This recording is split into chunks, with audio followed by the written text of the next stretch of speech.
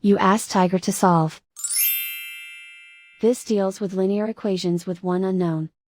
The final result is x equals -44/5. Let's solve it step by step. Simplify the expression. Expand the parentheses. Simplify the arithmetic.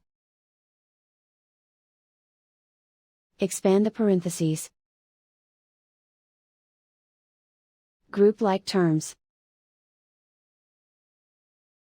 Simplify the arithmetic. Group all constants on the right side of the equation. Add 44 to both sides. Simplify the arithmetic.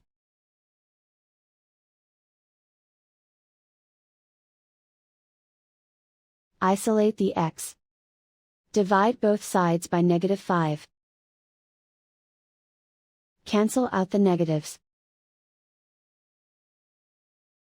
Simplify the fraction. Move the negative sign from the denominator to the numerator. And so the final result is x equals -44/5.